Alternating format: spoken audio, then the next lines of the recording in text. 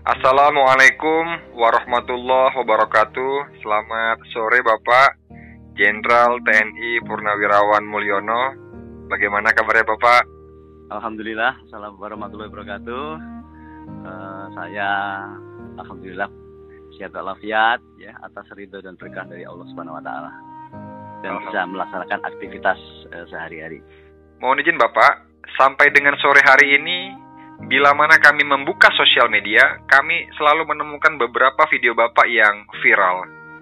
Salah satunya, tangisan Bapak saat menyampaikan kalimat perpisahan di Markas Besar Angkatan Darat saat setelah serah terima jabatan Kepala Staf Angkatan Darat.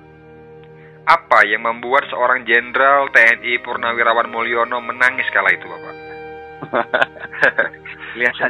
kelihatannya lucu ya. Kelihatan kok menangis gitu ya. Iya. Mungkin kalau orang melihat menangis itu identik dengan apa? Identik dengan cengeng gitu ya. Identik dengan cengeng, identik dengan lebay mungkin gitu. Tapi saya menangis bukan karena apa? Saya menangis karena memang itu lahir dari lubuk hati saya yang paling dalam, ya, terkait dengan yang pertama rasa syukur saya bahwa saya bisa purna tugas sampai dengan 36 tahun. Kemudian rasa haru dan bangga saya terhadap seluruh prajurit dan PNS Angkatan Darat ya, atas kinerjanya dalam dinamika dan tuntutan dan tantangan tugas yang cukup tinggi, dan dalam kondisi yang serba terbatas mereka tetap semangat, tulus dan ikhlas dalam menjalankan tugasnya. Hal ini dibuktikan pada saat setiap saya kunjungan kerja ke satuan-satuan setingkat batalion di seluruh Indonesia. Saya selalu merasakan apa yang mereka rasakan, terutama mereka senantiasa tulus dan ikhlas dengan tugasnya, walaupun bertugas di tempat yang terpencil, tapi mereka tidak pernah mengeluh, mereka tidak pernah risau, tapi tetap semangat dalam tugasnya itu. Nah, itu yang membuat saya merasakan itu dan memahami itu, yang saya akumulasikan dengan tugas-tugas yang lain gitu. Apakah ada hal yang belum sempat Bapak wujudkan untuk TNI Angkatan Darat sampai dengan habis masa dinas Bapak sebagai seorang prajurit TNI Angkatan Darat Bapak? Mungkin secara program, secara konsep, secara roadmap mungkin sudah ya, sudah. Tetapi kan implementasi dari tiap program itu kan tidak bisa selesai pada era penugasan. Ada program yang kadang-kadang lintas tahun, yang tidak bisa diselesaikan dalam satu periode kepemimpinan. Itu tak akui. Memang banyak yang sudah kita programkan, sudah selesai. Tapi saya akui bahwa masih banyak juga hal yang belum kita selesaikan. Itulah kira-kira kondisinya demikian. Siap Bapak. Izin Bapak, satu hal yang membuat seorang Jenderal TNI Purnawirawan Mulyono begitu bangganya Bapak menjadi seorang prajurit TNI Angkatan Darat. Ya, tentunya kebanggaan itu dimulai dari profesi saya terutama. Ya, profesi itu adalah pilihan hidup. Ya. Kalau itu pilihan hidup, ya itu ya kita harus siap dengan segala konsekuensinya. Dan saya telah melalui itu gitu.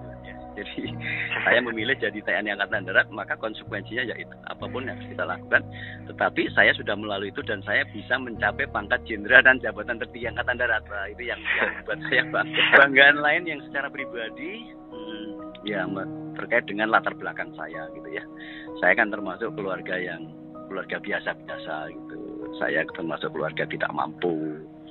Saya orang kampung ya. Pendidikan saya juga nggak top-top amat gitu. Riwayat penugasan saya juga bukan pasatuan elit juga gitu. Nah, itu juga, tapi kenapa saya bisa jadi kepala staf dan punya pangkat jenderal, itu juga buat saya bangga gitu.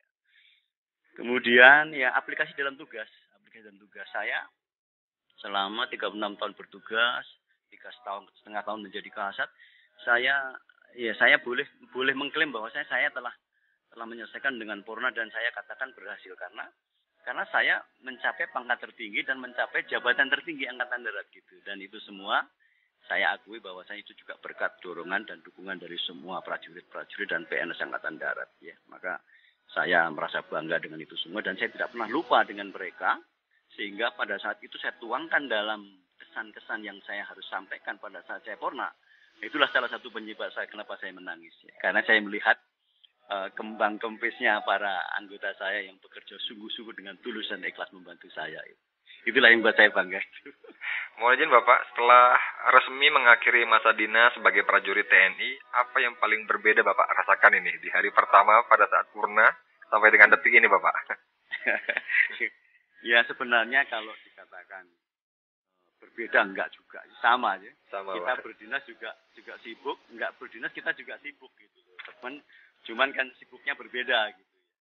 Kalau kita masih aktif kan kesibukan kita ini kan diwadahi atau diikat dalam bentuk suatu program yang ketat. Tapi kalau sudah pensiun kan kita sibuk, tapi sibuknya lebih bersifat pribadi. Itulah kira-kira perbedaannya di situ ya secara prinsip. Jadi izin Bapak, untuk saat ini kesibukan apa sekarang Bapak? Kalau kesibukan ya secara khusus kesibukan yang menguras tenaga dan pikiran saya nggak ada ya. Ya. Saya sibuknya lebih bersifat kepada individu, lebih bersifat kepada keluarga, lebih bersifat kepada untuk kepentingan sosial gitu ya. Yang prinsip tidak mengikat oleh waktu dan target ya. Saya mau olahraga ya olahraga, saya mau rekreasi ya rekreasi, saya mau ibadah ya sesuai dengan keinginan kita, sesempat kita aja kira-kira begitu. Mohon izin Bapak, hari ini tanggal 17 Agustus 2020, tepat 75 tahun Indonesia Merdeka, dan kita mengusung tema Indonesia Maju. Menurut Bapak, bagaimana kita harus bersikap dan menyikapi hari kemerdekaan tahun ini di tengah situasi pandemi COVID-19, utamanya bagi kami prajurit TNI, Bapak? Ya, tentunya kan sebagai TNI kan sebagai abdi negara gitu ya. Tentunya kita kan harus berangkat dari kebijakan pemerintah terkait dengan bagaimana penanganan COVID ini gitu. Jadi pemerintah kan mencanangkan adanya norma baru. Pemerintah intinya adalah bagaimana program pembangunan dan ekonomi tetap berjalan, tetapi dalam situasi yang menghadapi COVID-19 gitu. Nah, artinya apa? Artinya ya kita semua harus mampu menangkal COVID itu. Di satu sisi ekonomi harus berjalan, tapi bagaimana menangkal supaya COVID ini tidak berkembang yang akan menghambat pembangunan tadi itu. Nah, kuncinya adalah ya bagaimana menegakkan protokol kesehatan gitu. Nah, sebagai TNI, yang pertama ya kita harus mampu menjadi pelopor dan membantu mendisiplinkan perilaku masyarakat untuk menjalankan protokol kesehatan ya. Yang kedua, ya kita sebagai TNI harus mampu memotivasi dan memberikan pemahaman tentang protokol kesehatan. Kita takut jangan sampai orang-orang itu tidak melakukan karena dia tidak paham akan dampak dari COVID itu. Barangkali seperti itu. Iya, Bapak.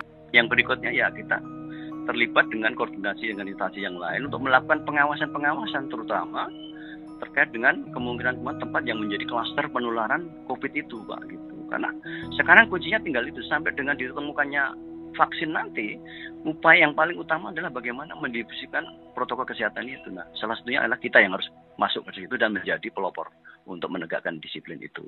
Itu kira-kira untuk peran kita.